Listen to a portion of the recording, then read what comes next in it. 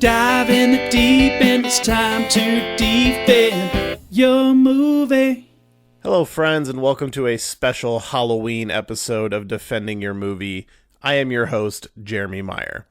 So this week, we're releasing a day early because the movie we are discussing, it's more appropriate if it drops on Halloween, because we are, in fact, talking about the new Halloween film, Halloween Kills.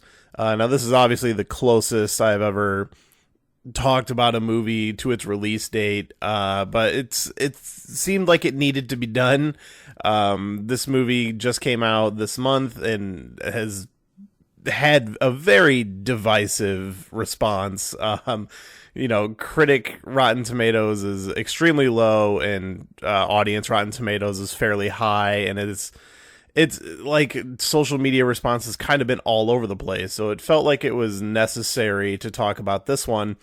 And so my guest today is Chris Chipman, who has a whole slew of other podcasts and video projects and stuff, which all is linked on his link tree in the show notes, and we talk about it at the end of the show. But me and him we've kind of been going back on Twitter about the movie for a while, and it just made sense for us to sit down and just, hash this one out, and the timing worked that we were literally recorded this last night. And I was like, you know what, why not just drop it on Halloween and just stay in the season, So that's what we're going to do. We're going to spend this Halloween, my favorite holiday, talking about a very divisive sequel to one of my favorite horror films. Like, Halloween 2018 is legitimately one of my favorite horror movies, and I'm just so baffled by the response to this one. So we're going to hash it out and, figure out what's what and kind of let you know how we feel about it. But before we get into that, let's get the plugs out of the way. As always, you can follow our social media at Defending Movie on Twitter and Instagram. You can find us on Patreon at patreon.com/defendingmovie, and our merch store at belowthecollar.com/defendingyourmovie. Go and pick up one of our t-shirts, hopefully some other kind of products like stickers and stuff coming soon. Also, don't forget, every episode sponsored by the Cryptic Closet, and how more appropriate on this Halloween. Go pick up some horror-themed merchandise, some t-shirts. I did check. They surprisingly don't have a Halloween-themed t-shirt, but you can actually order a Halloween action figure. So you can go there and get a Halloween 2 Michael Myers and Dr. Loomis, according to the website, up for pre-order. So be sure to check that out. Use code DEFEND to save 21% off your order. And without further ado, let's talk about this new film, Halloween Kills.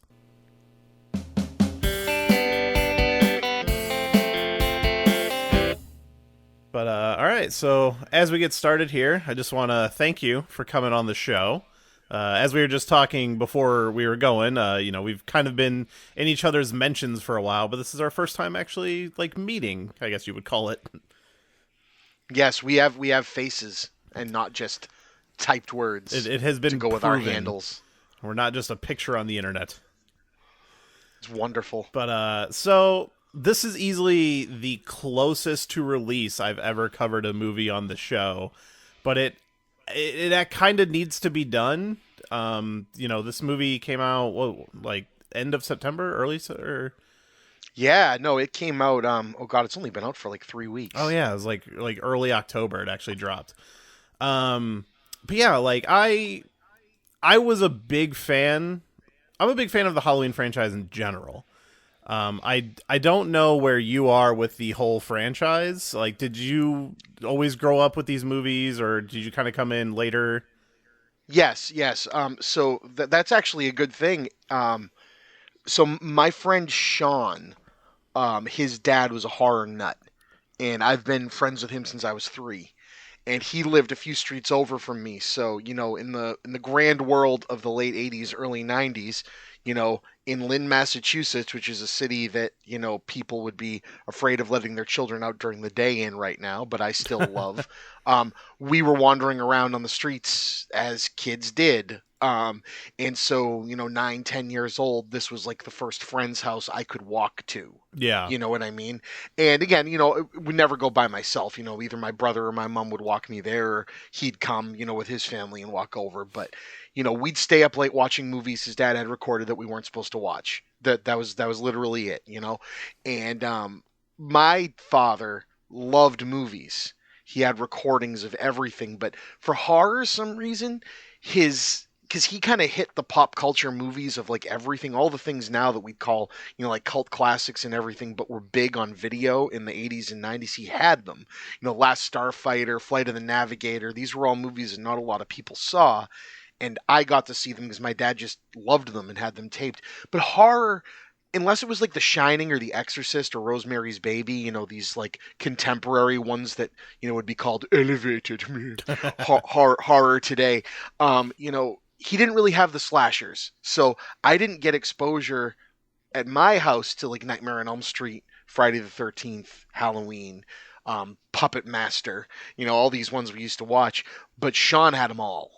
So we didn't know what order they came out in. And the Halloween movies after a while didn't have numbers in the titles. So I think the first one I saw was oh boy, I'm going to forget which number. The Curse of Michael Myers. So that was the late 80s, early 90s. Yeah, that's the first one I saw. And so my introduction to Halloween is bizarre, strange, weird Halloween.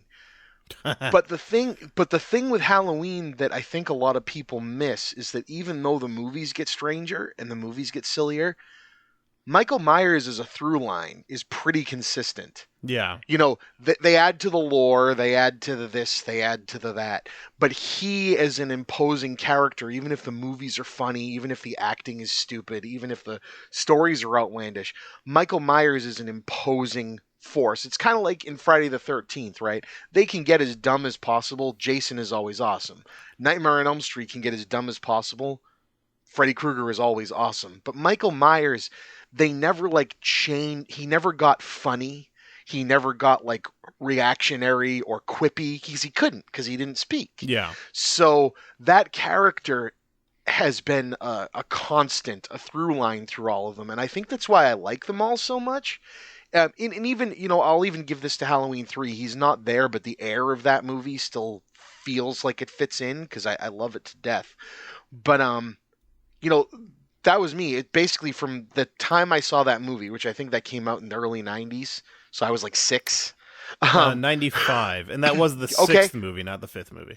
Oh, okay. So then it was the 4th one that I saw first. Then it was right around there. But because we saw 4 and 5 back to back, he had them taped on the same video. I could just never remember the titles anymore. Yeah, but Return, I became hooked. Revenge, and then Curse. There you go.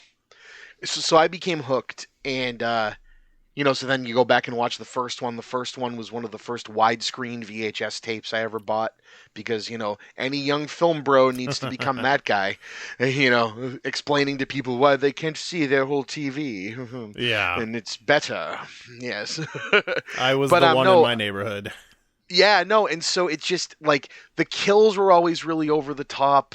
And Myers, just because he didn't speak, because he was more like an immovable force of nature, I found that as silly as the movies got, that's what kept bringing me back. And me and Sean and his dad saw H2O. That was the first Halloween film I saw in the theaters. And I love that one to death still to today, even with this new series pretending that everything other than number 1 didn't exist. I still love H2O. I'm with you. Like H2O, honestly.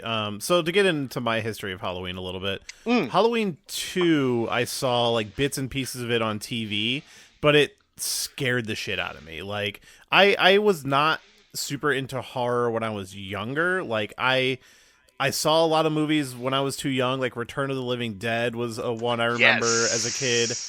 Bits and pieces of Halloween 2 on TV like freaked me out. And I think the Curse of Michael Myers was the first one I saw in its entirety when it came out on VHS. And then Halloween H2O was the first one I watched as kind of like becoming a horror fan. And it was like kind of years later I went back and saw the original like first 2. And for a long time I didn't see like a lot of the sequels. It was actually 2 years ago I borrowed the box set from somebody, because I had never seen 4 and 5, and I actually still have not seen Resurrection, because I marathoned the whole box set, and by the time I got to Resurrection, I was kind of just over it, and that one is not very good, so I kind of checked out early on. So you've never seen Resurrection? Not all the way through, no. I oddly would recommend it, and this is not because it's good. Resurrection has this, let's say, the polar opposite for the reasons why I like Jason X, but the viewing experience is the same. Do you know what I mean? When you watch a franchise try to like triple subvert itself. Yeah. and Jason X just succeeded so wonderfully in how dumb and wonderful it was. Resurrection just completely doesn't, but they're trying to do a very similar thing. They're trying to make it contemporary and a different kind of Halloween movie, and it really falls flat. But that one I saw with a big group of people in the theater too, and we laughed and applauded and jumped through it, and it's terrible. It's just god awful, and it has the dumbest because the other movies started playing with the what is Michael? Is he cursed? Is he a demon? Is he this? And that one was just like, have you seen it? No, or have you seen it at all? Okay, I've I'll watched, let you like video, like reviews on it and stuff over the years. I'll let you be surprised at the dumb thing they come up with for how Michael is still alive after the end of H2O. Oh, that I am aware of. Okay, it's dumb as a bag of rocks. Yeah, it's like, are you serious, guys? Someone thought they were clever, but yeah, I actually watched a video of Jamie Lee Curtis. I think it was an interview for this movie, for the new one, talking about, somebody asked about H2O and Resurrection, and she told the story of like why she did H2O and what she wanted the ending to be, and how they kept trying to rewrite it on her, but she was very much against it. She's like, no, like, I want to kill him, and then they had to compromise on what. Like, what if you thought you killed him? And then she's like, so I did Resurrection so I could get H2O the way I wanted it, is essentially what she did. Oh, but it didn't work. No. Oh. It's like, yeah, if you sucks. just watch H2O as on its own, it's the movie that she wanted to make, but then knowing what happens in Resurrection. I mean, it's wonderful because it's Halloween by way of The Faculty and Scream. Yeah. Do you know what I mean? Because it's one of those movies.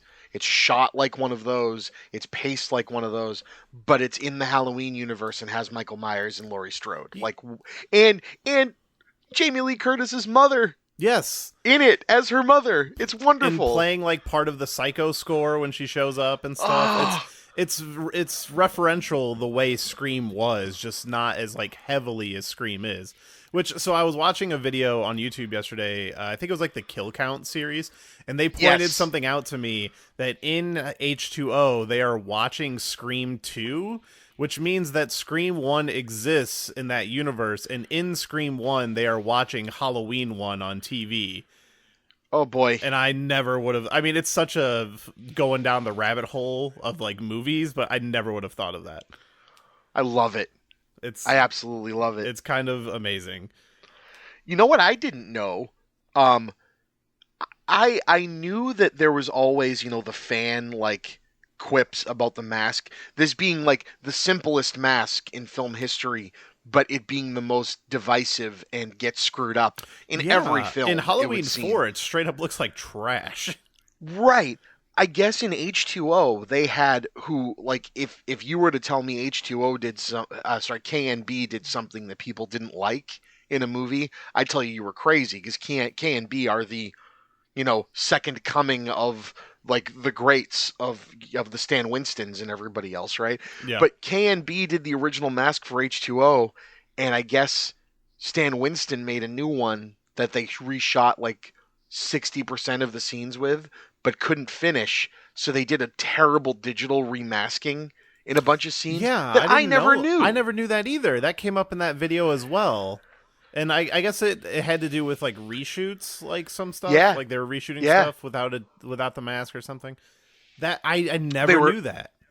Yeah, and then I saw what the King and B one looked like, and I'm like, okay, I guess it doesn't look as good as the Stan Winston one, but I mean, do you like the digital stuff looked worse? It's so silly that like this is probably, I mean, Freddy Krueger isn't a mask, quote unquote, right? But Yeah. Freddy Krueger, Jason, Michael Myers, like for iconography, and maybe Pinhead, right? Or like Of Ghostface. just yeah.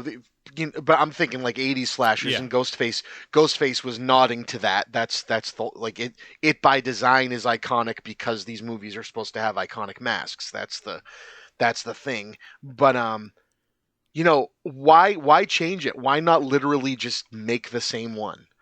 Yeah, I've never understood how hard it is. But even Jason, like you look how many times the hockey mask is completely different, and it's like why do we have to keep changing it? Yeah. No, I digress from there, and I like that between 18 and Halloween Kills, it not only is so obviously the same mask, but it takes damage and it changes, and it's like, Yeah. all right, this is cool. And yeah, to lead into these newer movies, like what H2O did that these new movies also do that I really like, and what I don't like about most of the sequels post 2 is that they treat Michael like a human, like a person. Like he is this blank slate of evil, but at the same time it's like, no, like in H2O this is a man who can be stopped and killed. And that was what I liked about the 2018 film, is how grounded that movie is. Like it just made it more violent, but he's not like superhuman. Right, exactly. And I've had people that have the alternate take on it, and I just don't see it. Like in either of these two movies, Michael is not able to do anything we didn't see him do in Halloween 1. Exactly.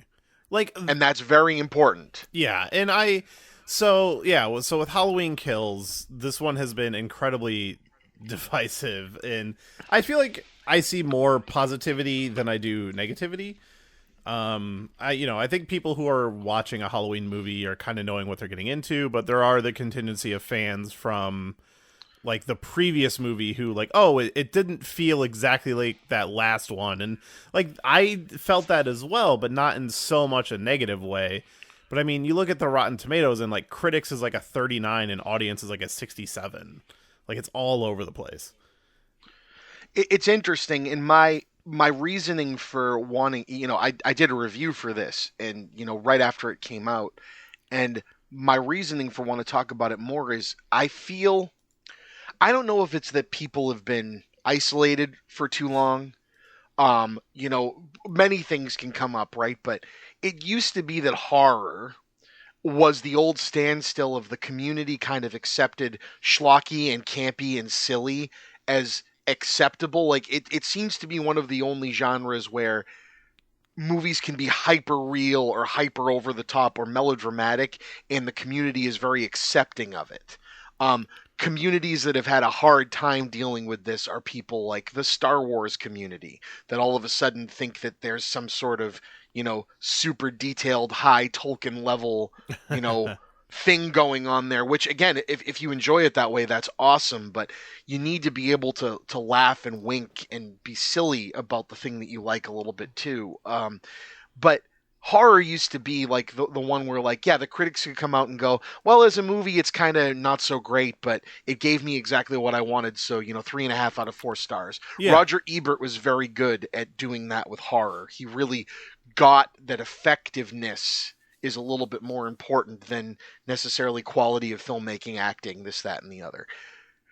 And I feel like this year, I don't know what happened, but like, first we had Malignant, which I love, and I thought about doing that for this, but I feel like the community embraced that movie a lot quicker than they did with this one. Like I feel like it was the community, the horror community going, this movie's insane, it's awesome. James Wan like made this campy love letter to 1990s Dark Castle movies, and everyone went, yeah, but it's dumb, and I went, oh my god, it's awesome. And I feel like Halloween Kills had the polar opposite reaction. People went, wow, that looks really cool from the trailers. Michael Myers is going to kill a bunch of people. And then they watched the movie and they went, it's stupid. Michael Myers just killed a bunch of people. And I'm like, but that's what you want. and so it, my approach to defending it is, it falls into this weird camp where Halloween 2018, which I love. Yeah. Love, love, love. Halloween 2018 is legitimately one of my favorite like horror films of all time. I agree. It's great. And what Halloween 2018 does that makes it so great is it makes people take this series seriously again. Yeah. And I don't mean in like a Dune way. Halloween was never meant to be this self-serious, not fun thing.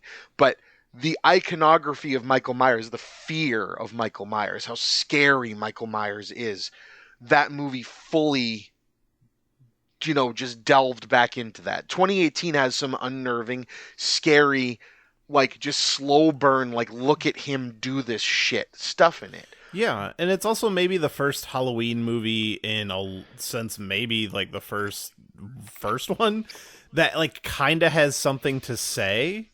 Yes. Where there's like a theme running through it of like obsession and stuff like that. And this one as well, although I think the execution of the themes in this one is not as strong as the first one, but it still does really interesting stuff. No, correct. And so 2018 is a very calculated by people that obviously love Halloween and get why people love John Carpenter's original Halloween. There's not much in 2018 that betrays that first movie. There's a few things that fall flat for some people, this, that, and the other, but Michael still does his weird setups with bodies, like in the police car where the guy's face has like carved like the jack-o'-lantern with the candles in it, and which stuff. I love. Like I totally forget about that in the first movie, that he totally does that, and then I don't think any of the other movies have that until the 2018 film. Right.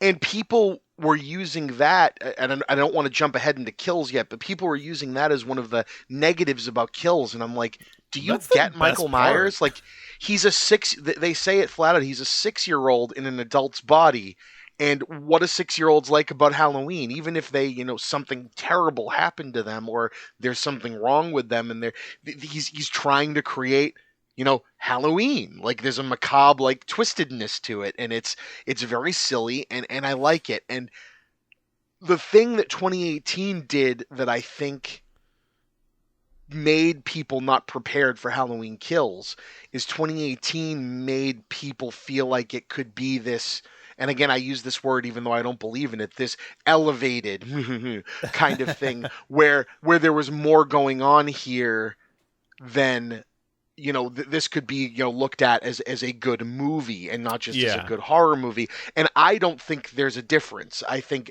if a movie works and is effective on the level it's supposed to be, genre be damned, it's doing its job. But people, I think, did what kind of like happened with The Force Awakens, where it's like that movie was calculated to be exactly something for people that were really into this thing and gave them exactly what they wanted. Yeah. And that's what 2018 did. And then, I mean, either David Gordon Green and Danny McBride and everyone involved went, okay, well, now we have to make another one. It's kind of like we talked about with H2O. They had a perfect ending. Like, they literally could have killed Michael after 2018, and I'd be fine with it. Yeah. You know what I mean? The way the movie worked out was fine. But if you're going to make another one, what do? And what they decided to do was go unhinged. Yeah. And go, okay, well, now that we've reestablished the lore, we've reestablished the time period that's passed between movie number 1 and Halloween 2018.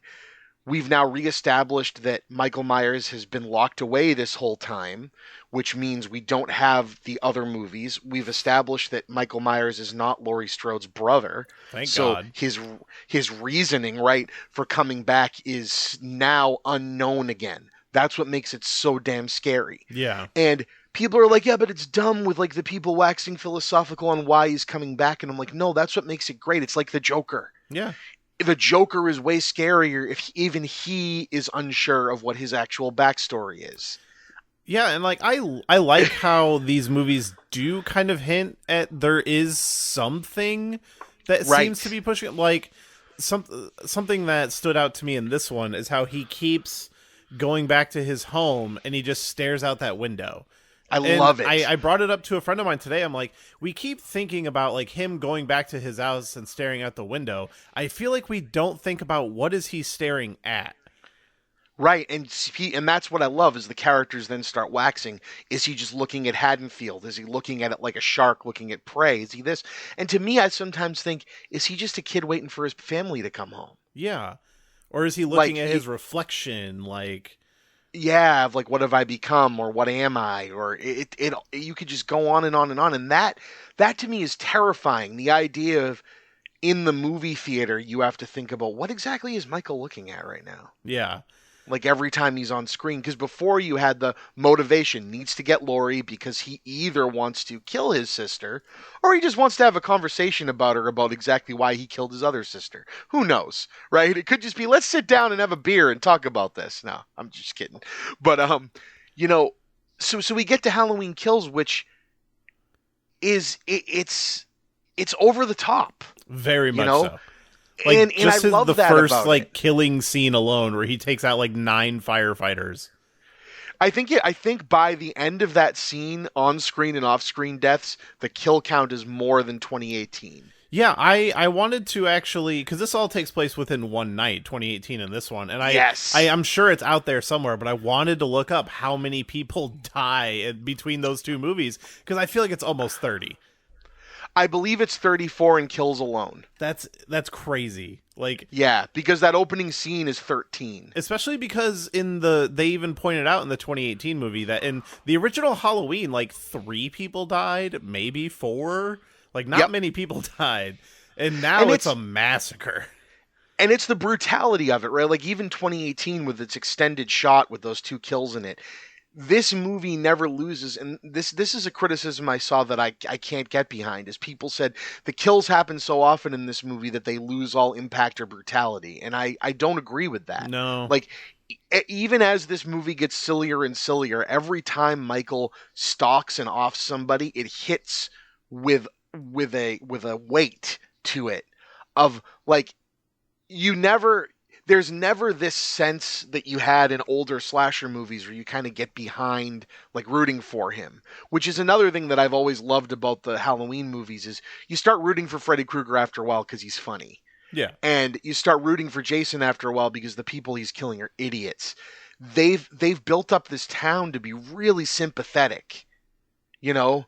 So, it's even though the movie plays with the idea of can those same people who we're being sympathetic to become evil too, which I really like that they played with that too. Yeah. I really but- like the whole theme of like fear and paranoia like taking over the town and like the whole mom mentality stuff. I do think it falls off a little bit. Like Yep. It does. It does. Yeah, like It does. I like the whole bit in the hospital and everybody kind of losing themselves and not really listening to reason, but something just feels missing with that whole wrap up of that. I agree, and I've heard a lot of that is reshot. I heard that whether that was more intense and had more of a definitive right and wrong through line, and they kind of went more ambiguous, had something to do with all of the riots and stuff that were happening over the last couple of years. Yeah. They didn't want the movie to seem like it was full out condemning protests, and stuff like that, which I think was a smart idea, but it ends up neutering the point they were trying to make there a little bit. But that brings up a huge part of my defense on this movie is that, yeah, Halloween 2018 is awesome, and I believe it is a better film than this on many levels. But to come out of the gate having established something that people can look at and go, I see everything about the movie that I love in this, and it doesn't really take a lot of chances. It just kind of plays within that ballpark. To come out and go, okay, cool, now that we have your attention, we're going to take some big swings. Yeah. And I give them so much credit for that because that's what horror sequels do. Yeah, and the Right, big horror swings sequels- are fun too. And they are. This movie was so damn enjoyable to watch play out because it gave you a sense of unknown. Like you can kind of get the beats of the original movie and go, okay, eventually this is what's going to play out and this is what's going to happen. And the movie doesn't really have a ton of surprises in it. It's a Halloween movie. This movie is all about, well, we don't really know Michael's motive anymore. And it literally is happening right after the last movie. And we're literally introducing you to what everyone else that we saw as secondary characters in the town in 2018 are now doing that night. And some of them might not be okay. I mean, the majority of our teenage cast of movie number one is either dead or sidelined by the start of this one. That's a ballsy move. Yeah, and something I didn't even notice until like after this one came out, and there was like a lot of people pointing it out, is a lot of the people who are in this one were in the 2018 one in like minor roles or in the background. Yes, especially the couple, the nurse and the doctor. Yeah, and I also found out the woman with the drone also was in there. Yes. And I love, and it's damn near unnoticeable unless you watch the movies back to back, but they filmed Haddonfield in a completely different place for kills. Yeah. And they really gave the town a lot more feel, a vibe to it than in the first movie. It could have been anywhere USA, and that's what Carpenter was going for in number one.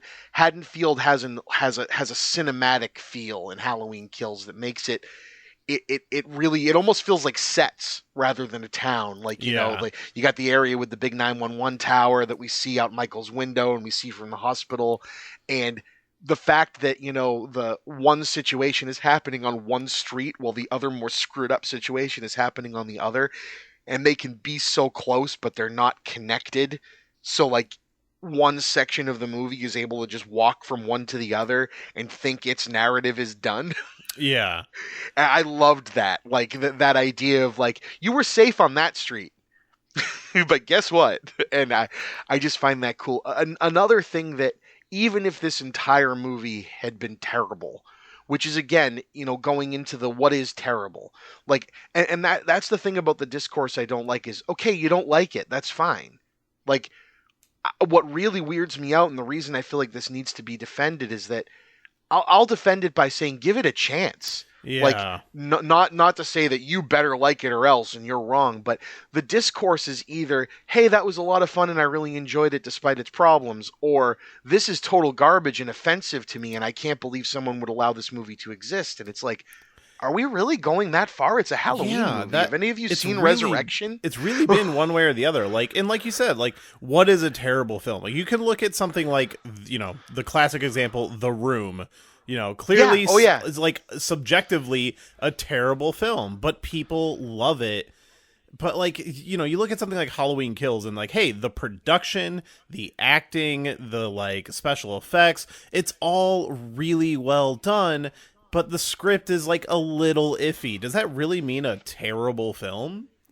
Right, exactly. And that's the thing. I feel like, yeah, if you were going to hone in on something that wasn't quite there, it's the script on this. It was there's threads that don't fully wrap up. There's ideas that kind of go in a direction and don't really get honed in. But what it has going for it is that it's doing all of this while Michael Myers is on a rampage, and you can't help but be completely intrigued by Michael Myers being on a rampage, especially when it's filmed so damn well.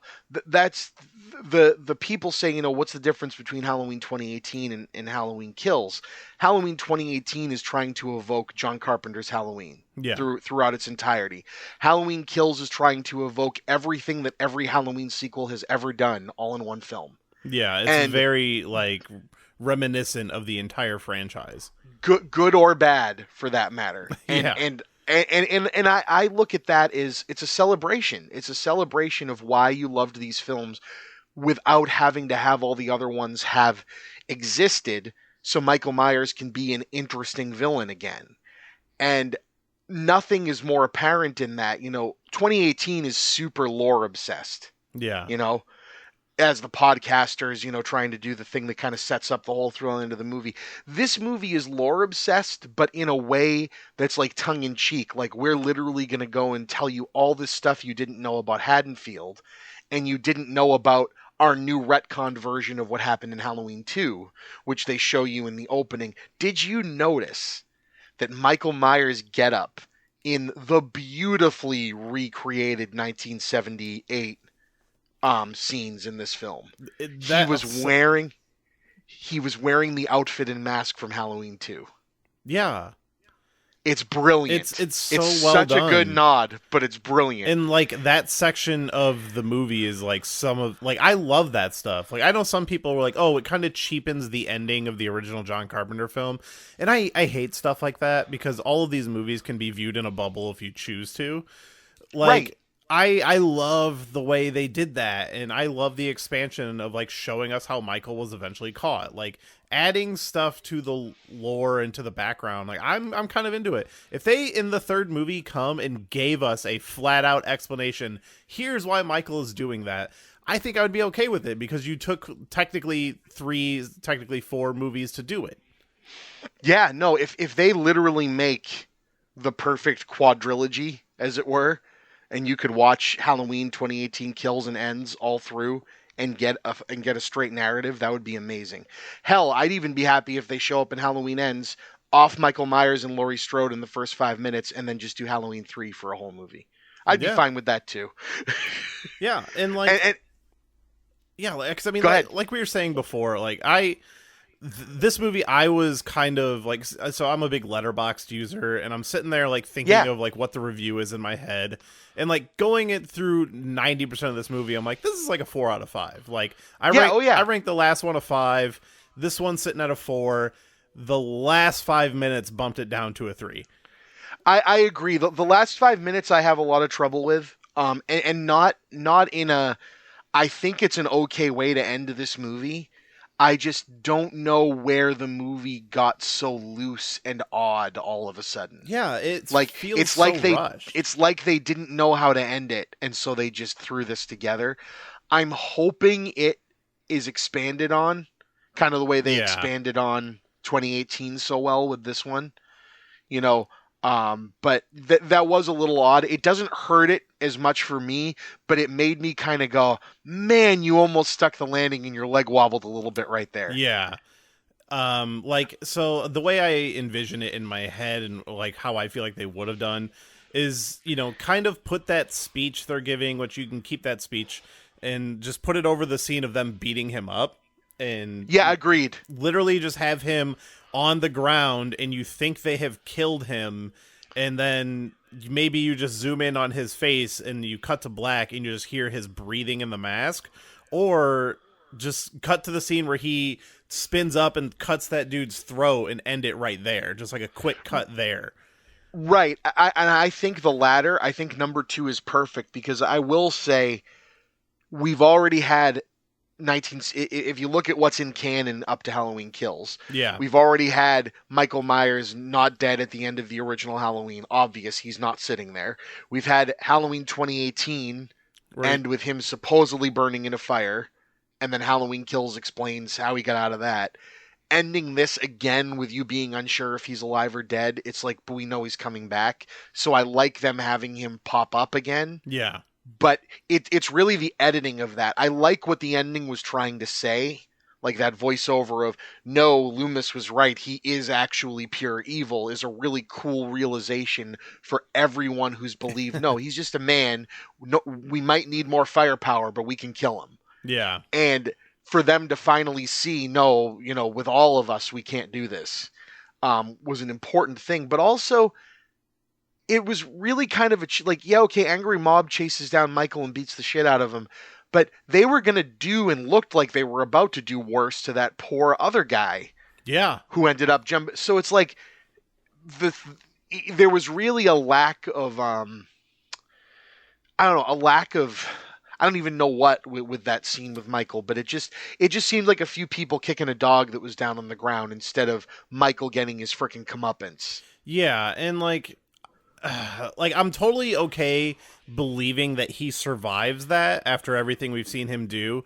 But within the span of like 3 minutes, you see his head get crushed on a staircase, a mob beat him up, multiple gunshot wounds, and then he gets up and John Wicks everybody to death. I'm like, save that for the beginning of the next movie. Exactly. Because give me a little bit of time there so I can forget about that and believe that he could actually do that. Yeah, give me a zoom on his eye and the mask and the eye opening and roll the credits. And then show, the people in the background celebrating and him slowly lifting himself up off the ground. Hell, that would be a perfect opportunity to have the Michael creepily sits up in the background shot that all of these movies have. Of just them with like a bunch of beers. Hey, evil died tonight. Har har har. Because I don't know if you knew when evil dies. Oh, it's definitely dying tonight. Definitely tonight. There is a built-in drinking game with this movie between that and the amount of time they say 40 years ago. Yes, and that's the thing is people, take what you want. If you want Halloween to be something more than what Halloween is, sweet, all day long. But like the third time I heard someone say evil dies tonight, I went, oh, I know exactly what they're going for with this movie. They are leaning in to the campy side of Halloween. Michael Myers himself is not campy, but this town is. Yeah. And they're leaning into it, and I was completely fine with it, but I can see that turning someone off completely. But I don't know. I just had so much goddamn fun with this. I've seen it 3 times now, and every time the rough parts are less rough. Yeah, and I've been coming to this theory that within the last year, I've been rewatching a lot of movies that I was kind of iffy on like a while back and finding in a rewatch that I enjoy them a lot more. Like specifically, I just watched the Hobbit Trilogy for the first time. Yes. I had seen the first one when it came out, but I did not see the other 2 because I saw the first one and I was kind of like, it was okay. Like I wasn't blown away by it. And then, I just didn't really care to see the other 2, but I was finally like, you know what? Let's watch all 3. And when I rewatched the first one, I was like, no, I love this movie. It's fun. Yeah, like it's actually really good. Yeah. It's really good. Yeah, and like I enjoyed all 3, and like the middle one was a little iffy, but I was like, they're all good. The middle one has the biggest problem with schizophrenia. It has the biggest problem with it trying to be the Lord of the Rings, but have the lightness of the Hobbit. Yeah, is the hardest to take because the Unexpected Journey, the first Hobbit, really feels like the book brought to life through the lens of Peter Jackson. It was really cool to see that. And then the middle one is like, oh, I really like all the stuff that's not Silmarillion in this. Yeah, I mean, just leave that stuff out. I think I'm in the minority of I really enjoyed all the necromancer stuff in those movies. Oh, I do too. No, I do. It doesn't jive. You can tell it's 2 things fighting against screen time. It absolutely feels added in, and there's more of that in the second one than any of the other 3. So. But it was really cool. Yeah. Just to get to see those particular actors fucking around with that stuff. I loved that. But it absolutely feels like another movie within a movie. And that's what happens when, like the Lord of the Rings was brought on by passion. Yeah. And the Hobbit started as something brought on by passion, in that, Peter Jackson felt, hey, I've earned the right, or to try my hand at, more Tolkien. I've loved it my whole life. Hell, my writing partner and my life partner, both speak Elvish, and write this. Like we should do this. We've wanted to make this movie forever, and they pitched it as 2 movies. I don't know if you knew this originally. Yeah, I did. And, they were going to do The Hobbit, and then they were going to do the connecting film with all the stuff that was going on in the background of The Hobbit that you didn't know about. So if you wanted to just leave it at The Hobbit, you'd have your movie. And if you wanted to see Peter Jackson dick around in Middle-earth for another movie, you could. And unfortunately, those big studios want their trilogy money. Yeah. So that's where we ended up. Yeah, and I mean, in a weird comparison, Halloween Kills and Desolation of Smaug, like, they suffer from being middle chapters. Oh, yeah.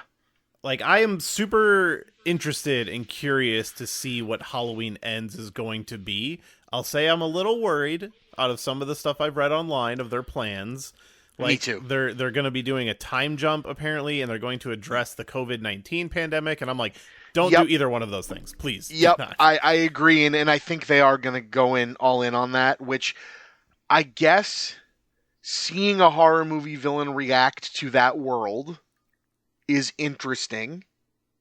I don't know if Michael Myers is the one that I want to see doing that. No, I just, like, I mean, I was always in the beginning of, like, please, can we not acknowledge this ever?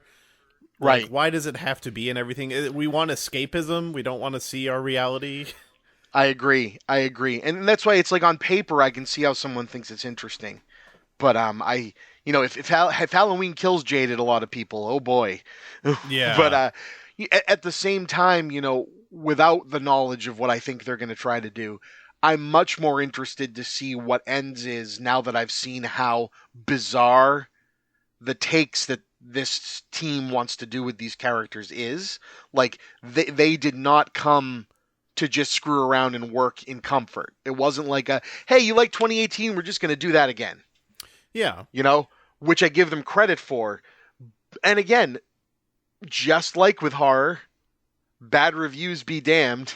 Yeah. It's still made 5 times what it cost on its opening weekend. So yeah, and I'm sure they did decent on Peacock as well. I know a lot of people watched it at Peacock. Yeah. But they made this thing for $20 million, and it's almost at $100 million. Like, they're fine. And it's a great looking movie for what it is. And the kills, man, oh my gosh. there was no we're talking about Halloween Kills, right? We'll defend my biggest problem with current slasher movies. Mm-hmm. And this is really starting with Scream, even though Scream actually had some pretty inventive stuff for being a movie where a person just kills people with a knife. Yeah. Is human with knife slashers. I don't know where Hollywood started believing that these needed to be ultra realistic and disinteresting, but I think it's like the PG-13 thing, which again, you can make a great horror movie PG-13 with good absolutely. sound effects and good off-screen stuff.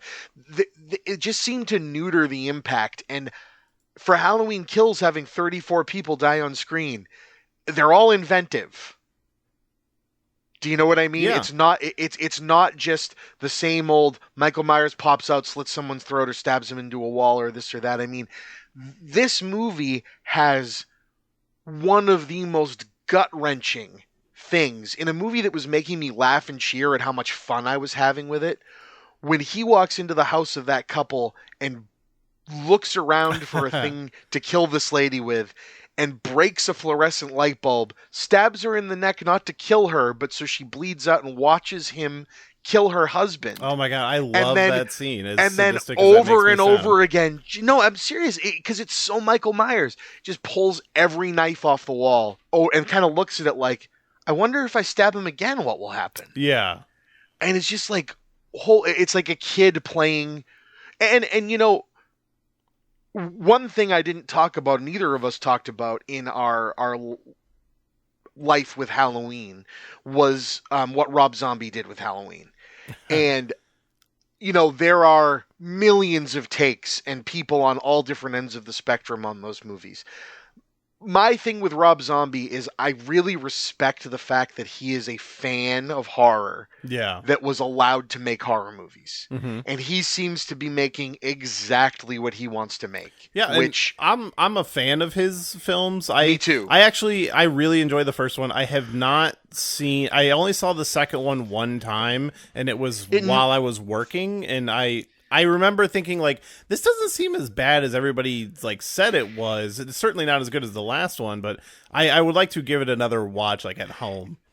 It just needs a better script, is all that it really comes down to. He made the most unique Halloween film in existence, and it really needs to be seen to be believed. It's bizarre, and it's wonderful. He just needed a better script. I think there's a problem with seeing someone that's used to, because, I'll say this. Rob Zombie is an artist. Not all art needs to be something that you like. No. But Rob Zombie is an artist. And I feel every time he's made something that you can tell he was all in and had the time to make, it came out better than something he was contractually obligated to do. And Halloween 2, unfortunately, was a contractual obligation. And he said, screw it, I'm just going to make it weird. And just went for it. Yeah. And the reason I circle back to him is, despite everything I love about his first Halloween movie, which basically everything that's not a direct lift from Carpenter's Halloween is great in that first Rob Zombie movie. Yeah. And that everything that's a lift from Carpenter is a fan just recreating something that they love. And you know what? Cool. You did a fine job. You hired the most intimidating Michael Myers ever in existence. Yeah, because I holy love shit. that version of Michael. Do you know the story about the woodshed? The door on the No. woodshed in that building? There's a scene where Michael Myers busts through a door. And they were interviewing the actor, he was a wrestler. I can't remember his name. Interviewing him because they were filming the scene where the person runs and closes the door, and then they're supposed to change it out for the trick door, and he busts through. And they didn't get a chance to, there was just a mistake with things, so they just filmed the scene, and he busted through the door with his bare hands. And it was a real legitimate door. Oh, he just did it? And they said Zombie and everyone on the end were going, oh, shit. And it's in the movie, and you can tell. It's insane how awesome it is. And the thing that I really didn't like, but I get what Zombie was trying to do, was you're going to give Michael Myers a backstory. You're going to try to explain why he is how he is. Yeah. I'd rather put those building blocks together in my head by seeing how he acts in Halloween Kills. He's toying with his victims. He's playing around and seeing, oh, well, this knife might do something, but what if I jammed someone in the neck with a fluorescent light bulb? What would that do? It tells you the same story that Zombie did. We're like, okay, yeah, he tortures animals and he fucks around and he does this. And I'm like, yeah, but that's really generic. Yeah, that's just every other, serial killer story. And I'd love to piece together in my head, maybe, what's his childhood? Oh, he just went to Disney World all the time and really liked The Little Mermaid. Yeah. Just kinda, I don't know. But, what Halloween Kills did is if you wanted to see it, and that's why I think people just had an expectation that this movie was intentionally not going to deliver on, where they wanted either some big backstory dump, or they wanted, a movie of Michael and Laurie just fighting each other the whole time. I don't know what people were looking for, but I think what we got was just getting to see Michael Myers be Michael Myers, and in an unchained, broken town that's his fault, And did you notice the for sale sign on the Myers house in 1978? Yeah. Did you notice what the name of the realty company was? I knew there was something on the sign. I can't remember what it is right now. Strode. Yeah. And I went, because somebody said, Big John and Little John are living in the Myers house. They must have had the worst realtor in the world. And I'm like, it was probably Laurie's parents. Yeah. That's great. Up. Which, Big John and Little John were so fun. I agree. They were really enjoyable, and some people thought that it was a really heavy-handed stereotype, gay couple thing, and I'm like, I mean, no, but sure. I know a lot of people that call that, that have the right to, because they are that, and they were like, no, they were amazing. It was perfect. Yeah. I was all right. There's that really shit take online of Halloween Kills is homophobic because he kills a gay couple. It's he kills everybody. They just happen to be gay. And also, he kills the gay couple because they're in his house. Yeah. But also sets them up in that nice pose in that picture that they were in. Yeah. So maybe he actually cares about them. He just doesn't want them to be alive. Yeah. I saw something comparing it to a line from one of the 21 Jump Street movies where it's well, really, it would be homophobic if he didn't kill you. Ah, yes. Bingo. If I had it my way, I would have voted for Obama for a third term. Yeah, exactly. It's just so that's just people looking for drama, and I can't with that. So what's your because we've already admitted that we're sadistic and enjoy stuff like this, what was your favorite kill in this movie? Because my favorite sequence is anything that happens in 78, even though I thought the current movie was gorgeous and fun and wonderful too. But I would have loved to watch, if Halloween Kills had just been Halloween 2, this is what happened the second night, or later that night in the first one, and they surprised us with that, and then the movie literally ended with him coming out of the fire, killing all those firefighters, and then that would have into been Halloween cool. Ends. A whole movie of just lore building, I would have been down. I think the intermixing here was perfect. Yeah. And I wouldn't change it. But if they had literally been we're going to shoot a 1978 movie, we're going to WandaVision this, I'd be like, yes, please do it. That actually would have been an amazing way to approach this movie. It would have been. I wonder if that was an original draft, considering those scenes were so tight. Yeah, I wouldn't be surprised. Like, that had to have been something considered at one point, or maybe more flashback stuff throughout the movie, because we didn't really get much with Laurie and the sheriff. They're in the hospital most of the time. Correct, and you saw that Loomis was not a digital creation. Yeah, it's like a makeup job. It's so crazy. And then the comedian, the voiceover actor that they hired to do the voice for the first movie for the tapes, just did the voice, which I thought was really cool. Yeah, and it's so convincing. It sounds just like him. But yeah, so what's one of your favorite bits? Because there's a lot. I mean, I will say, I don't know if it's my favorite, but the one that sticks with me, and because it reminds me so much of him in 2018, is the scene where he just keeps stabbing the dead husband with the knives. Yeah. But I love the sequence where he's got all the people in the car, and he, like, stabs the doctor dude up through the eye, and then he kicks the door, and the girl shoots herself, which, like, right away, that's telling you what this movie is. That's actually my favorite scene. It's so Michael. Yeah. It's like fish in a barrel. What are you going to do? Well, we already know that you could just break the window and pull them out one by one and kill them. We've seen you do it. You're just going to fuck with them. Yeah. And I loved that. And I love how he just walks up in that scene holding, like, these movies don't shy away from, like, oh, he's killing children. Like, he has the teenager's head in his hand. Oh, that poor kid in movie number one of the first kills. Yeah. That guy's son. Oh, my God. Like, yeah, I remember watching that and going, like, and you know what was cool for character development? The fact that he doesn't kill the baby. Yeah. Like, he seems to have an age limit. Well, it's almost like I don't kill things that are younger than me, which is a reminder of where he is in his head. Yeah, that's actually a very interesting way to look at him. Yeah, it's like, you know, because like what do brutal children usually do? They punch up. Yeah. Right, they pick fights with the older kids, like, you know, that's they, you know, so it's an interesting thing, right? Like, rise through the ranks of taking out the ones that are supposedly stronger than me, and it's like, no, dude, it's just wild. And you know, and the people that pretend that the first movie the 2018 didn't do stuff like that, you know, the teeth. When I heard a critic from a critic screening say a girl is in the toilet hiding from him, and he dumps the teeth of the other guy he just killed. Oh, I love that over scene. The stall, and I can't believe people were like, "That's so awesome." And if that had been in Halloween Kills, people would have been like, "Michael Myers doesn't do shit like that. That's stupid." Yeah, I really don't know what people were expecting. It just, and again, this is not to shit on anybody.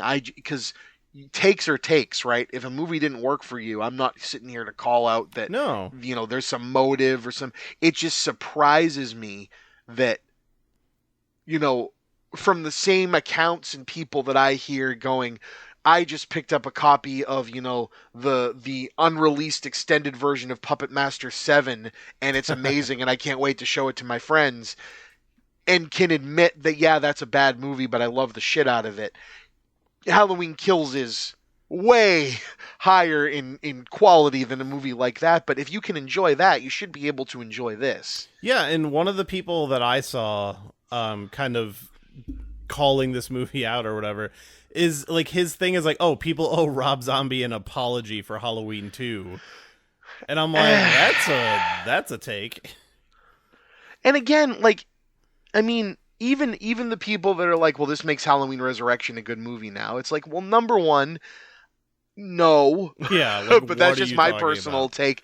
But also, if you actually like Halloween Resurrection, wear that flag. You know, I like a lot of movies that people think suck, and the Halloween franchise is filled with movies that people love that people think suck. Yeah. You know, and Resurrection, if it's your bag, especially like people like that was the first horror movie they saw in theaters, I'm not going to take that away from you. But like, you know, it like, it's the same thing with, you know, I hate to keep going back to Star Wars. It's just the discourse is so wacky, but when people started hating the new trilogy movies, it's like, well, looks like we were unfair to this prequel trilogy. Yeah, it's there's like, a lot of that. Well, number one, I mean, tastes can change. I've gone back and rewatched the prequel trilogy and think that they're fine in comparison to how I thought about them when I first saw them.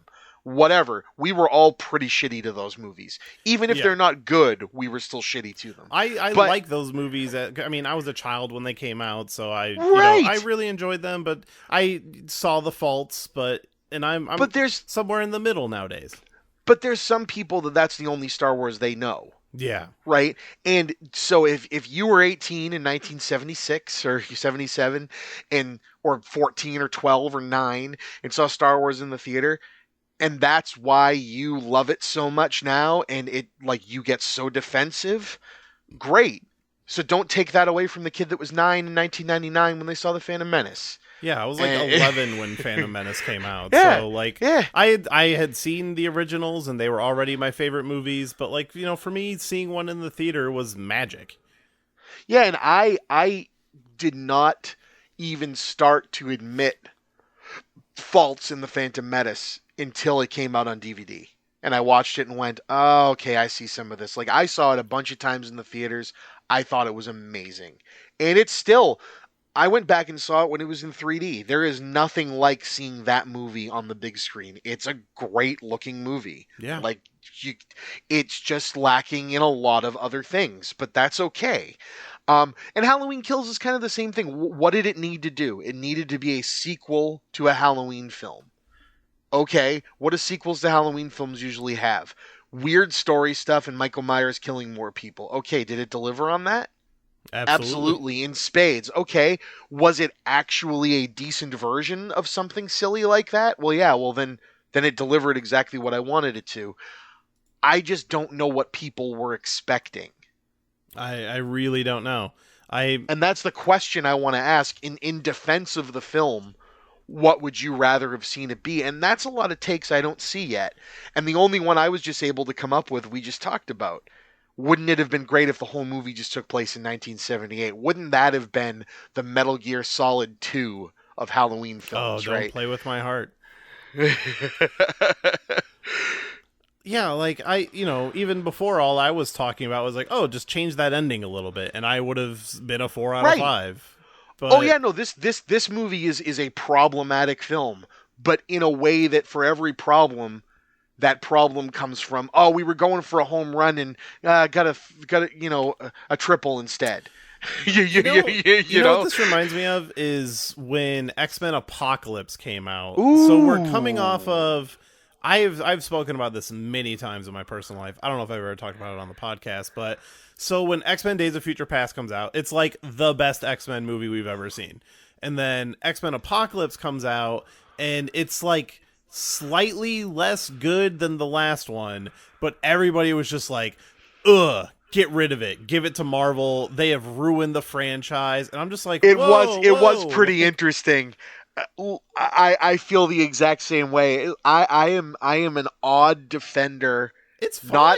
not of the piece of crap that made most of the X-Men movies. But of the X-Men movies themselves. And every time I've heard somebody complain about something that makes them bad, I go, okay, did you watch the rest of them? Because that thing you're complaining about is in all of them. And you don't like it for that. I actually like it for that. But if that's the thing you're hanging your hat on, it's not that it all of a sudden showed up in Apocalypse.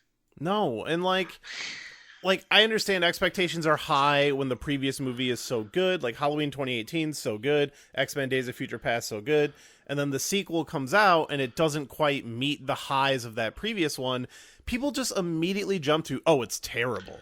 And I just don't know when everybody became such a snob that everything has to be the most perfect movie ever made or it's garbage. It's so strange. I always thought the cinematic television was going to help fix this. Yeah. I had when I saw Spider-Man 1, the Sam Raimi Spider-Man in theaters, and that movie had such, because again, this is before the MCU, and this is right on the curtails of the Batman films, starting to be what they ended up being, and the 90s superhero films, which were all over the place in levels of quality, right? You get Spider-Man, and it's like, wow, this is hitting a level that we haven't really seen since probably Christopher Reeve's donned the Superman costume, of like a movie that really gets what a comic book superhero movie should look and sound like. And it had the weirdness and the quirkiness and the downtime with characters and things, and it just worked really well. Yeah. So I had said, coming out of that movie to my friend Jared, I remember going, man, wouldn't it be awesome if they like gave like every 2 years we got a new like high-end Spider-Man film like that cost as much as this one, but then in between they let some indie directors. God, wasn't I a bit prolific about what ended up happening? Yeah. But like give like indie directors like a $40 million budget and let them do like a Spider-Man B story. And just, that would be great. That's what they started and ended up doing with the television shows, right? That's what something like WandaVision, Loki, Agents of S.H.I.E.L.D., those have been able to do. Even Daredevil and stuff like that, the DC shows have been able to expand with lower budgets, but allowed to kind of be weird. And it really bothers me with film. It's kind of like bands releasing an album, right? We got away with music for a while where if the album wasn't perfect, it's like, well, the band's done for. And it's like, wouldn't it be great if bands just were like they were now? And there aren't even albums anymore. We're just releasing songs. Oh, you don't like the song? We'll have another one in a week. And I thought the television-based stuff was going to help this a little bit. It's a surprise to me with the MCU with how quickly they put out films back to back to back to back to back, that there hasn't been a similar. I mean, the discourse is everyone's waiting for one of them to suck, quote unquote. Yeah. But they're discourse jumping on that one right now as we speak. Yeah, and I have a lot to say about that movie too. Maybe I'll come back on when that comes out, because I would love to talk about the Forever. I'm looking for thesaurus other words than Eternals, but for the Eternals. Yeah. Because I, again, if anyone listening to this, if you're hearing me the first time, if you liked what we were talking about here, this is what I try to do with my reviews, is not just be, I like it, therefore you're stupid for not liking it. Is go, I like it and I'm very biased. Yeah. But also, here's why I like it. And you might go, well, that sounds like I wouldn't like it. Cool. Well, then I helped inform you. Yeah. Take it either way. And that's the way I look like it. Yeah. Oh, you like that for this reason? It doesn't really appeal to me. Or, oh, I didn't look at it that way. Maybe I'll check it out. Or maybe I'll give it another watch. And I like putting that out there because I'm not a review aggregate. Like, I'm not here to be one combined voice of 150 people. I'm here to just say, hey, me and Jeremy think this way about Halloween Kills. Yeah, it's flawed but fun, and it's okay for movies to be flawed but fun. I also thought Jamie Lee Curtis was great in it, and a lot of people are, angry at the, she's in it less and all this, but at the same time, she wasn't really in 2018 all that much. She was just very iconic in it. Yeah, number one. She's more like active in it as a character versus this. She is more of a passive character, but it's kind of by nature of what happened in the last one and what's going to happen in the next one. Right, and they're trying to retcon Halloween 2, which I get it. This movie, despite my defense saying that I love it because it's trying to be so different, it's also trying to evoke things that people loved about Halloween 2, but remove Halloween 2 from the canon because John Carpenter was so vocal about how he didn't like that movie. And so it's even though he wrote it, which is interesting. But because he really wanted to do Halloween 3 second. Yeah, he didn't want to do any more Michael Myers. And honestly, I hope that's what this is leading to. Because, do we get Halloween Ends and then just suddenly a new continuity like the James Bond franchise? Oh, wouldn't it be great if Halloween went full? I mean, I think if these 3 movies make enough money, and Jason Blum seems to be smart about what the movies he puts money behind. Like, even the ones that haven't been good make him money. Yeah.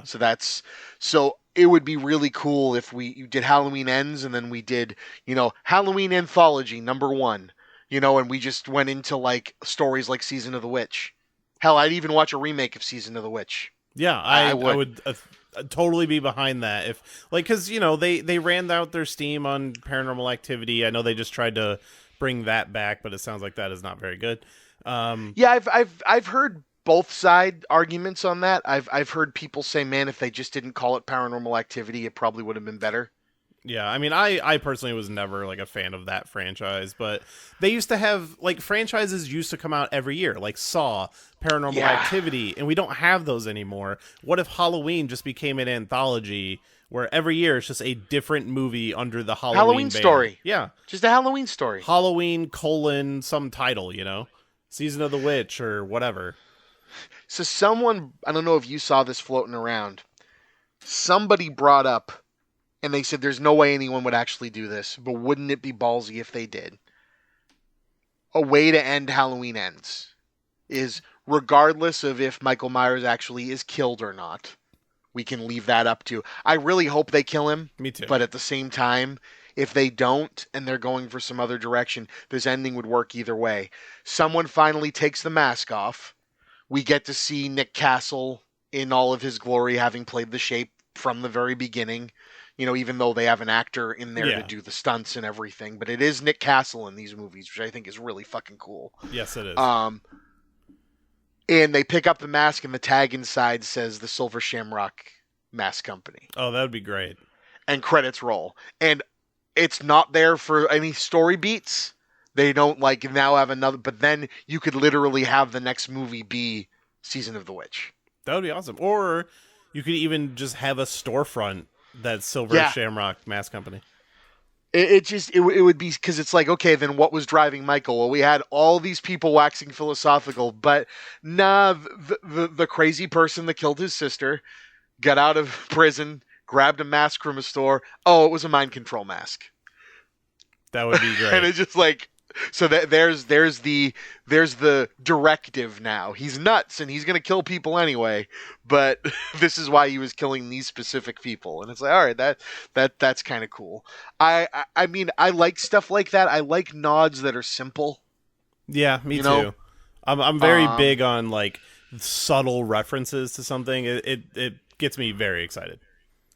It does, because you don't need them to enjoy the film, and that's the Halloween Kills wears its heart on its sleeve, right? Halloween Kills is standing there and going, "Hey, we just tried something. Didn't work for you? Oh well.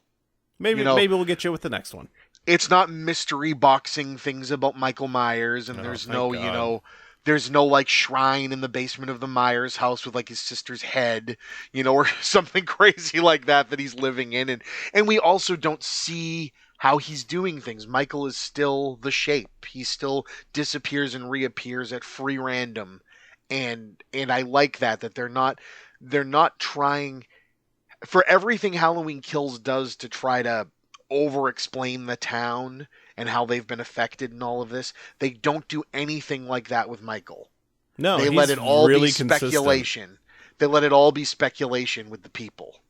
Yeah. And I think that's, I mean, I don't know. It excites me to talk about this movie, and probably more so because it's imperfect. Yeah, and like, this whole podcast is based on like the love of imperfection. Yeah. No, absolutely. It is an imperfect, strange mess of a movie, and I can't wait to own it. Because, like, tell me this, right? You said you were 9-10 years old when Phantom Menace came out? Yeah, I was like 11. Do you have the memories of like looking through the old horror section at a video store? Yes, I was. Okay. That was actually something I was going to talk about. Is a lot of my early interactions with horror was looking at the covers of films, and we had a local. So I'm actually from very small town Illinois, so that great. That's a lot of what Halloween does feels very familiar to me. But we had one local video store, and I would go in looking for my movies, and I'd be renting like RoboCop when I'm way too young to be renting RoboCop, but everybody in the town knew my parents, so they let me do it. But I would browse the horror section and be like, "Oh, that looks too scary," but I am so curious about it. And right, and so what's really important is Halloween Kills, right? Mm-hmm. Let's say Halloween Kills instead was made in 1988. Okay? And Halloween Kills was the return of Michael Myers instead of the movie that they made. If you saw this cover box and read the description of what was going to happen in this movie, and you took this movie home in like 1994, For me, that would have been when I was 10. That was more like 99 for you, but whatever. You took this movie home. It's going to be, this is the movie that's going to gain every Halloween movie, every slasher movie, when a young kid sees something they're not supposed to see, they share it with their friends. That's the one you got to see because that's the one where Michael Myers stabs the guy through the eye. Yeah. Or whatever. And that's what this movie has going for it, that I don't know if there's been much horror. Like, 2018, you're not going to be able to sell to somebody like that. 2018 is made for a 30-year-old that's seen the original Halloween. Halloween Kills is a sequel to a horror movie. This is a movie that's meant to be spoken about in a cult-like fashion. Yeah. That's a great way to look at it, actually. 2018 is not that. And I don't mean that in a way to take down 2018. 2018 is a legacy sequel. 2018 is like the Phantom Menace. Force Awakens. It's a legacy sequel. It's meant to evoke exactly what that original movie did, but also bring it to a new generation for people that grew up with the original. Halloween Kills, you almost don't need... Like, it adds to the lore and it does all this cool stuff, but you could pull this off a shelf and just be taken by how ridiculous it all is. And I think that's really cool. And I could say the same for Scream, right? They're making a new Scream movie. Yeah. Everyone that's showing up to the new Scream movie, even though they're doing the Halloween 2018 thing of it with just calling it Scream, everyone showing up opening night are people that saw the original Scream when they were the right age to see the original Scream. This is going to do well with a new generation, but they're not the people that are going to go nuts for Scream. I'm actually super curious. I just rewatched all 4 Scream movies and was looking up like the box, like Scream 4 I think is really great. And like Scream 4 I would do an episode of on this show. Scream 4 I think just either got marketed wrong or something, because it's a great commentary on horror, in my opinion. Yeah, I loved it. and I was super surprised at like how low the box office was for that movie. I mean, it was successful, but I was like, oh, this is easily like 100 million, right? And it was not. No. And they didn't spend a lot on it. But still, the thing that I loved about Scream 4 is it's the only Scream movie where the teenagers seem like teenagers. Yeah, actually, that was something I noticed like watching it. Yeah, it only made like 97 million, which I think is less than Scream 3 maybe. And Scream 3 is actually not as bad as... It's not good, but it's not as bad as people make it out to be. Wow, yeah, 3 made 160. But 3 was a big deal. Yeah, and like 3, this was my first time rewatching it since it came out, and I was like, I liked 3 a lot more this time around than I did originally. It's still the weakest of the franchise, but they're all really good movies. They are. Scream 2 hits harder and harder every time I watch it. I love Scream 2. As just a purely cynical... But Scream 2 and Halloween Kills have a lot in common, because Scream 2 takes a lot of big swings in also subverting big swings. But it works. Like, because Scream 2's like final act is so campy. Very much so. But it works so well. Like, the villain literally is cackling. Yeah. But they're awesome. Like, they're so memorable. Craven is, oh God. I was just glad he got to make another Scream movie. It was great to see him play with Scream 4 before he passed away. Yeah. I was never a huge slasher fan. Like, Halloween was always kind of the one, but Scream is one of my favorite like franchises. Like, the first one in particular is one of my favorite horror films. Well, so Scream, the first Scream, had a lot of Scream. The first Scream became extremely popular. Yeah. And so it was one of those movies that my parents. And again, I was 12 years old when this movie came out, right? So this was before I saw Halloween H2O in the theaters, which was, a few years later. But my parents rented Scream. And the thing is Scream, me and my brother were film nuts. So even at 12 years old, I'm getting all the references. And like, this movie was made for me, right? I'm like, this is great. I love it. What I think people forget, because Scream is looked at as a horror comedy, is that the horror as a slasher movie in Scream is brutal. Yeah, and like I always kind of push back on that. Like, yeah, I guess it's a comedy. There's not much comedy in Scream, honestly. Like, it still plays as a horror film. I think people use comedy in the sense that it's a meta movie. Yeah. And it's a movie in which movies exist. And that's, and again, this is back in the time period where what was big at the time, Kevin Smith movies, and everything is meta, and everything that's meta has to be a comedy, and, this and that and the other. And it's Miramax, so that's the only way they know how to sell their movies. Is they're either high art or they're meta. But the ending of Scream, when the revelation of how could anybody in real life do what a killer does, because there's two of them, I thought was perfect. But now we need to make this look like a crime scene, so let's start stabbing each other. When he is dying from those wounds, I remember I checked out of the movie at 12. I'm like, this is too much. Like, I was like, because horror movies don't usually because the villain either just dies or is incapable of dying. They made the villain, like, almost sympathetic, and it really fucked with me. Yeah.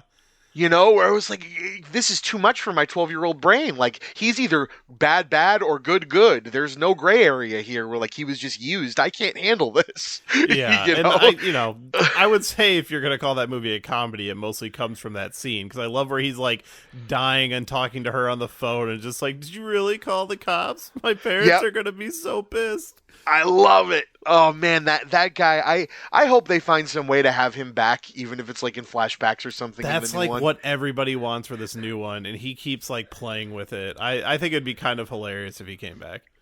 He's just there's a 10 years or so of 90s, early 2000s horror actors that are like Devon Sawa is another one where like he's just always so thankful for his fans. And like, I'd almost like to see another Final Destination with somehow having him be in there. But I'm just really glad. Like, Halloween Kills evokes that time period of slasher films for me, and I don't know. I really felt like this. It's weird that this is the one that people don't have a soft spot for. Like, this is the one where people draw the line. When the reactions started hitting online, I was so confused of, like, why does everyone seem so mixed on this one? And then as I was watching it, I had that same feeling. And, like, yes, the ending is bad, I will say. Like, the last 5 minutes are flat out bad. So I can understand walking out of a theater with a bad taste in your mouth. But, like, how do you forget the rest of, like, that journey?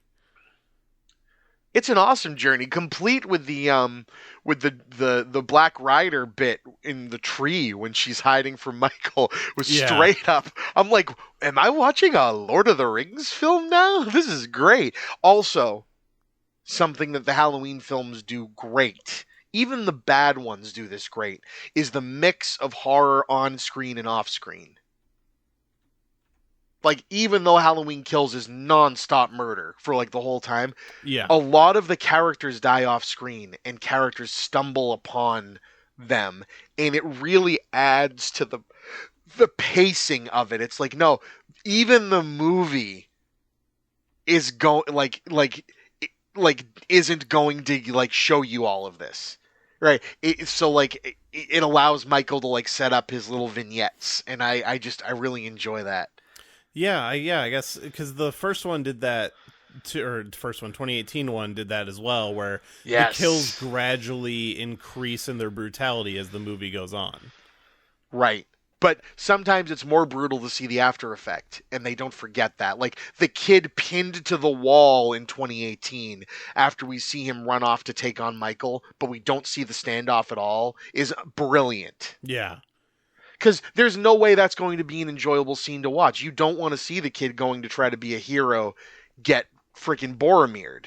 You know what I mean? Like, you don't want to see that happen. Like, we want to be sympathetic to the people that Michael's taking down, but this is a person that should, for all intents and purposes, be the hero at this moment. So it's much better to get did he win? Oh, no, fuck. You know? Yeah. Rather than see it, because it would be, I mean, the stairs, the scene on the stairs. Yeah, where he, like, when he's coming after the daughter and kills the boyfriend. Oh my god. Yeah, they and you know, Carpenter still doing the damn score. Oh, the score! I can't believe we haven't talked about the score. This movie was Dun-dun. worth it alone for that soundtrack.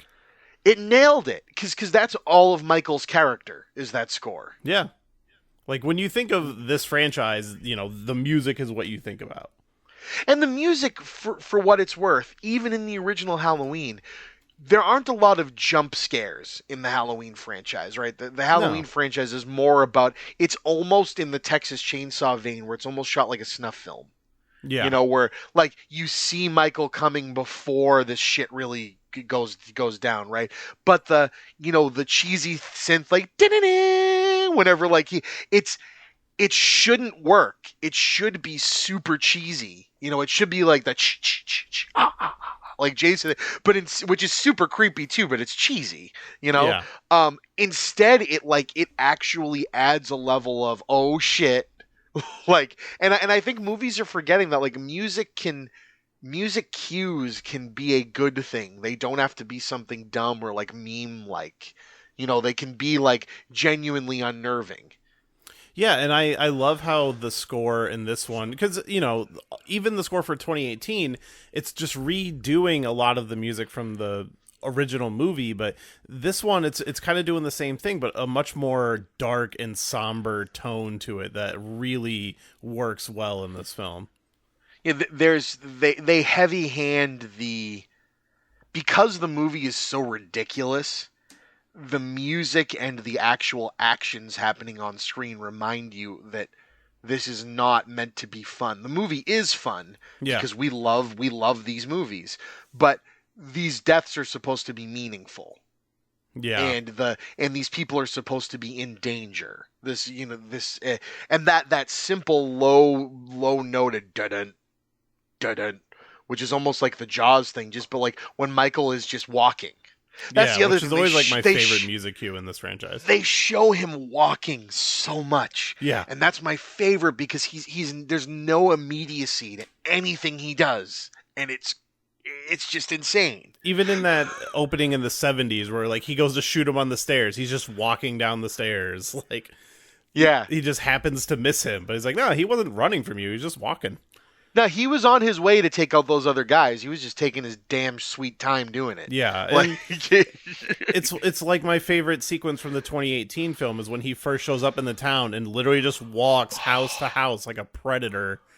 That's six. Is it? I forget. I think it's like 6.5 minute long. Yeah. Single shot. So good. Even with the people that still, everyone has to find something to shit on. Yeah, but the knife kill at the end of it's digital. It's like, who cares? You got a 6-minute extended shot. Come on. It's so good. And the music, like, it all comes together so well. And the fact that in that shot he bumps into the kids that we bump into later is like, oh my god. Like, yeah, like I do think like a back-to-back watch of this. So actually, I had a coworker who didn't see the 2018 film, and they did the marathon of all three. They watched the original, they watched 2018, and then into this one. And like he was telling me, like, yeah, like when some of those characters were introduced in the second one, we were like, oh shit, they were in the last one. Like they were like noticing it. I think time will be fair to this movie. I hope so. Especially if End sticks the landing.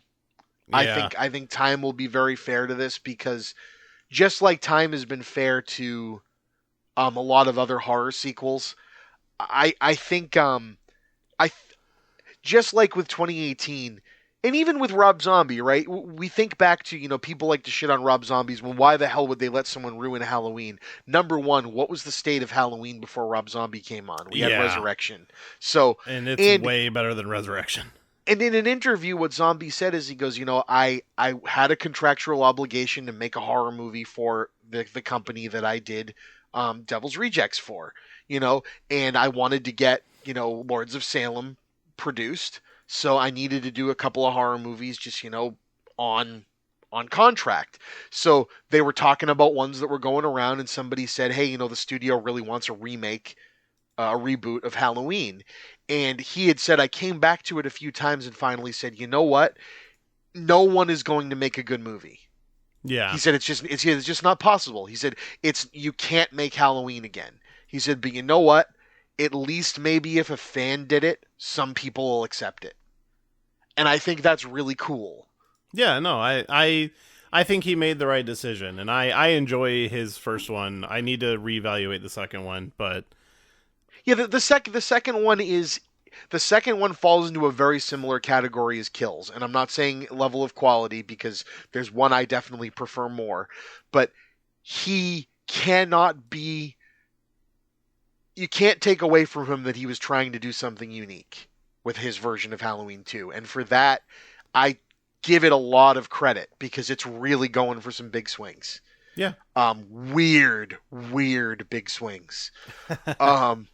But, you know, it would have been interesting to see. Have you ever seen the Texas Chainsaw Massacre and Friday the 13th reboot films? I have not seen the Friday the 13th one, but I've seen the Texas Chainsaw Massacre. So those were both made by the same guy. His name's Marcus Nispel. He hasn't really done much since. I think he's done a lot of TV work. Ironically, he came up on the last podcast I did because we were talking about Jason Lives, and we were talking about horror remakes. And yeah, I actually enjoy the Texas Chainsaw Massacre one and the Friday the 13th one. Wait, did you say Friday? I thought you said Nightmare on Elm Street. No, the Nightmare on Elm Street one's terrible. Okay, if I said that, then I'm sorry. I got confused. No, I have seen the Friday the 13th one, and I enjoy it. I have not seen the Nightmare on Elm Street. Yeah, don't see the Nightmare on Elm Street one. That's one of the few times where I will say I have a hard time, outside of the fact that Jackie Earl Haley is a wonderful Freddy Krueger. There is nothing good about that movie. Yeah, it's not good. And it's a shame because Texas Chainsaw and Friday the 13th were so good. Yeah, and I really enjoyed those ones. And I feel like they were good when they came out, and I feel like seeing what horror has done since they came out, they get better because they really have a lot in common with Halloween Kills. And I implore anyone listening that goes, what do you mean? Go back and watch them. They are both a reboot and a celebration of everything that came before them.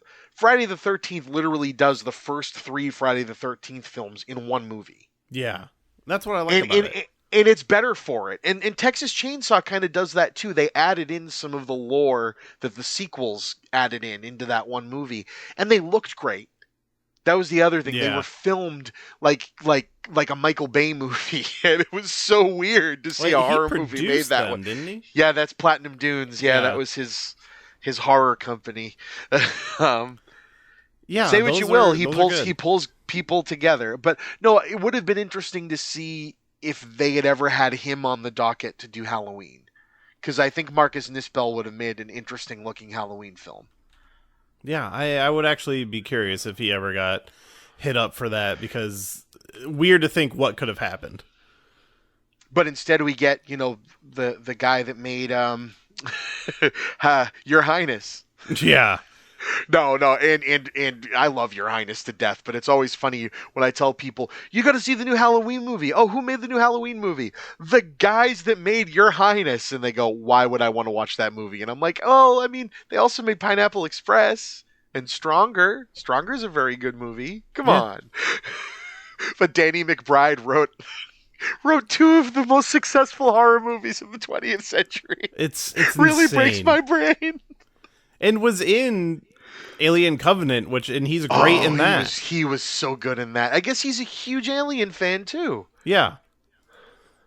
I love Danny McBride. He's great. I'm like, it's awesome that these guys made, like, just going off 2018 alone, like, their horror cred is off the charts. Yeah, and that's what I mean. They made a movie that got them huge points with the horror community and made what should have continued their good points with the horror community just in but it didn't quite all come together perfect, but instead it's like, this movie is a catastrophe, and it's like, are you sure? And that's why I wanted to defend it. Yeah, I'm glad we're doing this and so close to when this came out, so maybe some people will actually check it out and reevaluate the movie. As we kind of wrap up here, it's getting a lot of hate that I just simply don't understand, and I will never understand why somebody can like some of these other movies that are even more campy, but this one for some reason is just too much. Yeah, and it's like 2018 somehow made Halloween untouchable. Yeah. And in a way, it has solidified that one even more as a classic. Yeah, oh yeah. And anyone that's going to give these a watch after hearing this, I would almost like to see, even if hell you're finding this because you're like, oh, I gotta listen to what this fucker has to say because this movie was terrible and I hated it. If you think hearing our stance makes you want to revisit it, I'd like to see people's thoughts after watching 78, 2018, and this back to back, because I feel like they were made to be watched that way. Yeah, I agree, and I honestly, the next time I watch it, that's probably how it's gonna be. Awesome. Like, I think I will probably not watch this again until the Blu-ray release and just, like, sit down and do the back-to-back comparison. I think that's the right way to do it. And, God, wouldn't it be great to watch it in a theater that way again someday when it's not terrifying to be in a theater? Oh, my God, yeah. I still have gone a few times, but it is not a comfortable experience. I've gone, what have I done? I did Fast 9 when that came out. Oh, cool. And I just saw the new James Bond. Those are the only two I've seen since the pandemic. I did the day me and my brother were safe from our second vaccine, like the 2 weeks or whatever it was. Yeah. King Kong versus Godzilla came out. And so that was our re-entry. I mean, God, what a movie to have not been in a theater for so long and just sat there and went. The whole movie was just me and my brother turning to each other every like 10 minutes and going, big monkey. Yeah. We were just having so much fun with it. And I'm definitely willing to bet, like, vaccine timing was probably a really big boost for that movie's box office. Yeah, I mean, and it was a blast. Again, those movies are doing exactly what I wanted them to do, and that's all they need to do. And I'll watch millions more because I love to see someone with lots of money make a dumb kaiju movie. It makes me really happy. And especially when they're all directed by horror directors. That's the other thing. Yeah, as they should be. Freaking King of the Monsters was the guy that did Trick or Treat. Yeah. Oh God. Wow. And then Adam Wingard did Kong vs. Godzilla, and we love Adam Wingard in this household. Oh yeah, he's done great work. Even though people get really angry at me when I say I love him because he is now public enemy #1 because of Death Note. Even though I thought it was fine, I don't. I'll join you in that. I am not a huge I'm not super familiar with Death Note outside of just like knowing the concept. So that movie was my first interaction with Death Note, and it was fine. It's fine. It's not an amazing movie, but I thought the first half, like the first 50 minutes, was really good and really good onboarding into the franchise. It did make me check out the manga afterwards. And the second half is just a little rocky.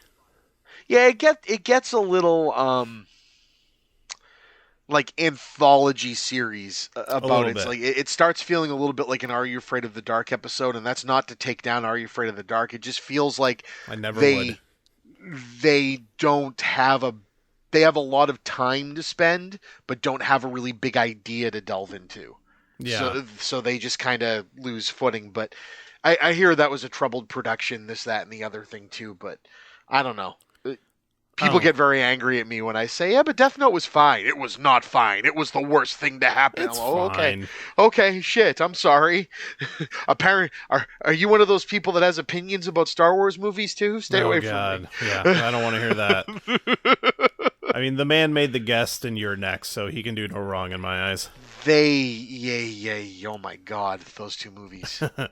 Holy shit. Yeah. But, so any closing thoughts on Halloween Kills? I hope, when both of us are a million download podcasts and we're revisiting this for, the 10th year anniversary of this movie coming out, that the world has changed their mind completely, because again, it is imperfect as almost every movie is, but, it just feels like the perfect Halloween sequel for me, despite its issues, and I can't wait to see what's coming next. Yeah, and that has been the general consensus with like me and my friends coming out of it. Is like, look, it's not perfect, but I had so much fun watching it, and it makes me want to know what's next. And so I guess in that sense, it's successful at what it attempted to do.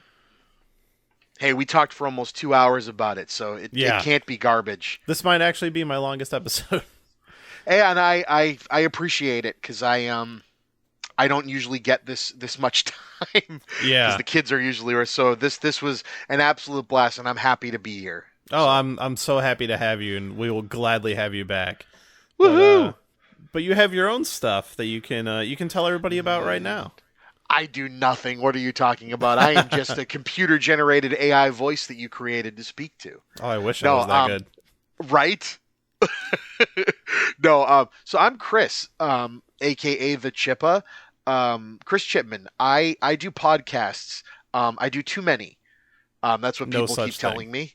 That's what people keep telling me. But I do podcasts under the banner of the Chippa Made This. If you search that, I am happy to put it anywhere that you want it to go, but Libsyn sends it to lots of places. So you can find it on Apple, Audible, Stitcher, Spotify, Listen FM, who knows where else, Podbean. It just goes everywhere. It's wonderful that I don't have to do all the work of figuring out how to make it show up on all those places. But I have 4 main shows: the Chipman Brothers Tangent with my brother Movie Bob, Creating Geeks with my wife Sarah, the Talkbuster podcast, and Shooting the Shit with Chippa. I've also started doing movie reviews, so if you liked hearing me talk about Halloween Kills in a defensive standpoint, a couple weeks ago I did a review of it back when it was first getting attacked by the critics, and now that I've seen the consensus not really shift in a positive upward, I felt it was a good idea to defend it more because,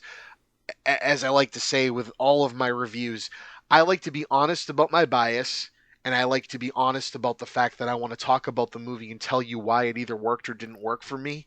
That doesn't mean I want my review to tell you that if I give it a 9 out of 10, you need to think it's a 9 out of 10. My 9 out of 10 could be your 4 out of 10. That's perfectly fine, but it lets us have a conversation instead of, well, my aggregate says it's a 69, so this movie's a D+. That's not how it works.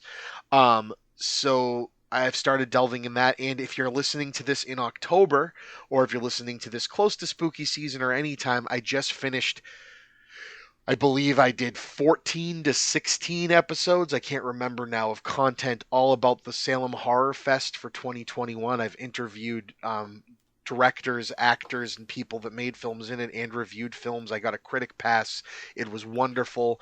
Kay Lynch and everyone over there are wonderful, and they're great to coordinate with. And there'll be more. I plan on doing stuff throughout November as well because there's a backlog, and there were like 30 to 40 movies that got released in that this year. So I just like to do stuff. You can also go over to YouTube, search Chris Chipman. I have videos I do there too. My favorite thing that I do, which is a bit just for me, but people seem to like it, is called This Made the Chippa. It's a play on my podcast name, but it's going through every year of my life and the big events and movies that came out that year and kind of just trying to give you a year by year of what made me me. We're up to 1989, I think, right now, and about to record 1990, so that'll be a lot of fun. And what's great about that is as long as I keep getting a year older, there's never-ending content. Woohoo! But also I might go back and redo years with music and things too if the show really catches on. I also do Hopped Ones, which is a take on Hot Ones, the Spicy Wing Challenge show that I love so much. But this is with beer. I put 10 beers out in front of me and a guest, and we drink them and have 5-minute conversations about topics we decide on at random as we drink the beers. And I always try to get weird stuff. That's the idea. The very first episode, I created a thing for the show that was a play on something my friend Mike Ellison from the Adventure Incorporated podcast does, where I made my guest drink a thing he calls the White American. which is half a shitty beer and half whole milk. Oh, I don't recommend ever doing this. It tastes like drinking terrible. expired meat. Is the best way I could describe it, but we did it, and it made the show more fun. So that's what I do. I really like putting positive content out on the internet, and I am drawn to anyone else doing the same thing, so that's why I'm here, Jeremy. yeah. I mean, that's why I started this. Is I wanted to look at movies and stuff. I'm tired of all the shit talking online. I wanted to exude positivity about movies, and I'm so glad you came on to talk positively about one of the more decisive movies in this half of the year. Yep, Absolutely. And again, I will die on the hill of me thinking that it's great. And that doesn't mean you have to think it's great too. But I'd really like you to look at it subjectively Yes. or objectively. There's words, English. Just give it a shot. Give it another chance if you've already seen it. But yeah, so thank you for coming on, and everybody, you're a busy man. Go check out all of that stuff, because I think I'm even gonna start diving into some of it. I need something to do while I'm at work. Woohoo! There's almost 300 episodes. Yay! Perfect. I need something to do. But thank you for being here, and I want to thank Absolutely. everybody for listening.